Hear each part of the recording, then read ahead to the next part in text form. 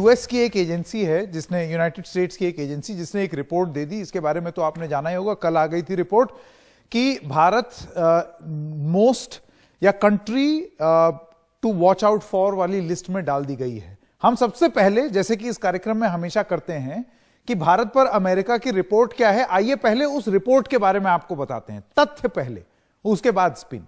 धार्मिक आजादी घटी है भारत में, ऐसा इस रिपोर्ट ने कहा है। USCIRF ये एक एजेंसी है। CAA, NRC और NPR से अल्पसंख्यकों में डर है, ऐसा इंटरनेशनल रिलीजियस फ्रीडम की इस रिपोर्ट में कहा गया है।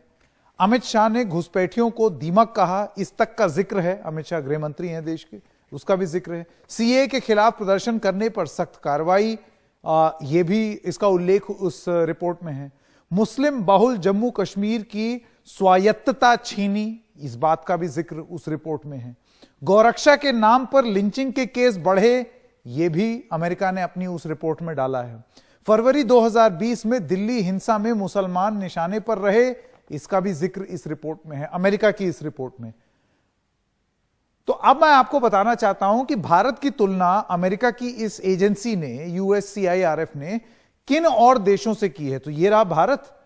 भारत के अलावा भारत को किस श्रेणी में रखा है यूएस की इस रिपोर्ट ने, उसमें रूस है, नॉर्थ कोरिया है, म्यांमार है, वियतनाम है, चीन है, तजाकिस्तान है, Pakistan, Iran, Saudi Arabia, Eritrea, Nigeria, Syria, Turkmenistan.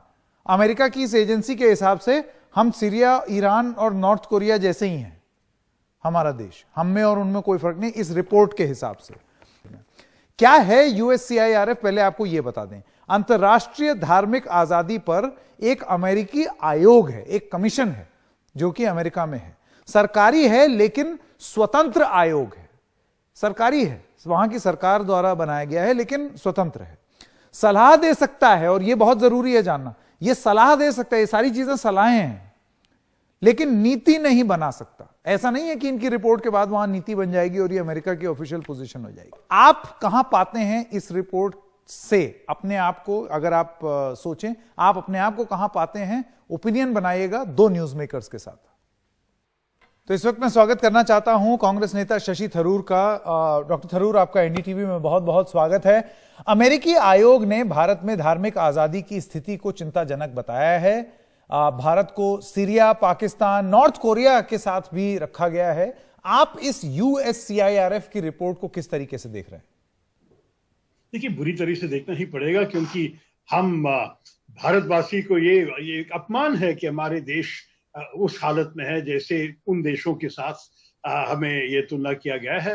और ये भी है कि भारत बहुत अभिमान से, बहुत गर्व से कहते थे कि हमारे देश में हर किस्म के मजहब, हर किस्म के धर्म के लोग एक साथ रहते हैं और हम सब भारतवासी हैं, भारत हमारा देश है।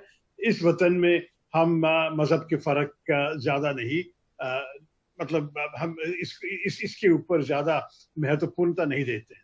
लेकिन असलियत में क्या हुआ है, कुछ महीने से, कुछ साल से हमारे देश में जो चल रहा है, ये नेचुरली विदेश में लोगों को पढ़ने मिलते हैं। जब तक विदेशी मीडिया में जो लिखा है कि हमारे देश में हमारी सरकार के जो लोग हैं, हमारे जो ये भाजपा के नेताओं जो कुछ कह रहे हैं मुसलमानों के खिलाफ, ये लोग दिमक है, इनको इस देश से हटाना है। कल किसी भाजपा के MLA ने कहा यूपी में, उत्तर प्रदेश में, कि मुसलमानों से सब्जी मत खरीदना।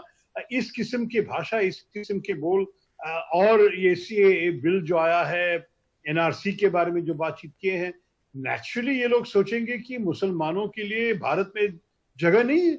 और अगर ये सब पढ़ के वो लोग इस कंक्लूजन पे आ गए, हम तो कह सकते हैं देखिए आपने एग्जैजरेट किया है, इतना बुरा नहीं है, आप एक छोटा काला दाग को लेके बड़ा काला दाग बना दिया है। लेकिन बेहतर होगा कि हमारे देश में प्रधानमंत्री से लेके सारे नेता समझ ले कि ये छोटा दाग को हटाना चाहिए। ये छोटा दाग को नहीं हटाने से विदेश में भारत के लिए बहुत बुरा होगा, क्योंकि विदेशी आंखों में सिर्फ बड़ा दाग दिखाई देगा। तो आप ये कह रहे हैं कि एक छोटा दाग है लेकिन इसको इतना बड़ा दाग बना करके पेश किया जा रहा है। मैं आपसे डॉक्टर थरूर ये जानना चाहता हूं कि आप भारत की पोजीशन पर क्या टिप्पणी करेंगे, क्योंकि भारत ने ये रिपोर्ट को पक्षपात से भरा हुआ कहा है। जिस तरह से ये रिपोर्ट का जवाब दिया है, आप उसको किस तरीके से देखते हैं? देखिए, असलियत तो भारतवासी जानते हैं। आप कोई भारतीय मुसलमान से पूछिए कि क्या उनकी जिंदगी जिस किस्म के वो हर रोज रहते हैं, क्या कुछ फर्क हुए हैं 3-4 साल से? मेरे ख्याल में वहां आपको आपका जवाब मिलेगा। हम तो विदेशियों को जो भी चाहिए कह सकते हैं। नेचुरली भारत का तो एक पॉलिसी है, हमारी सरकार तो ये कहना ही चाहिए और कहेंगे, लेकिन असलियत तो हमारे देश के अंदर हम जानते हैं और ये असलियत को बदलना है। यही है मेरा एक उपदेश हमारे सरकार को कि सिर्फ ये विदेशी क्रिटिसिज्म के मत देखिए आप, भारत के अंदर क्या चल रहा है, हमारे देशवासियों, हमारे नागरिकों का क्या अनुभव है, और उसको बदल के उसको ठीक करने से फिर हम विदेश में ये सब शिकायतें नहीं सुनेंगे, सुनना पड़ेगा। डॉक्टर थरूर, रिपोर्ट के एक कमिश्नर हैं, उनका नाम है गैरी बॉयर।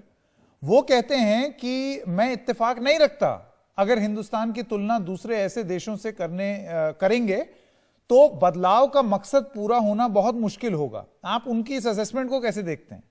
उन्होंने लिखी है, अगर आप लोग चाहते हैं कि इस किस्म के देश हमें बाहर से नहीं मिले, इस किस्म के आरोप हमारे देश के बारे में नहीं कहा जाए, तो बेहतर है कि हमारे देश के अंदर हम असलियत को बदल ले। पुराने भारत, गंगा जमनी तहजीब वाला भारत, जब सब लोग एक साथ रहते थे, इकट्ठे रहते थे, भारतवासी के नाम पे बहुत बहुत गर्व से लोग कहते थे कि हम भारतीय हैं, इस भारत को वापस ले आए, तब तो इस शिकायत सुनने की हमें कोई जरूरत नहीं। जी, डॉक्टर थरूर, आपका बहुत बहुत धन्यवाद आपकी इस विश्लेषण के लिए। और अब क्योंकि ये जरूरी है कि एक पक्ष का विपक्ष भी होता है और एक आर्गुमेंट का एक काउंटर आर्गुमेंट भी होता है, तो सरकार की ये जो दलील है, और ये किसी को भी पसंद नहीं आएगा। मेरे साथ राकेश सिन्हा, प्रोफेसर राकेश सिन्हा जुड़ गए हैं, भाजपा के सांसद।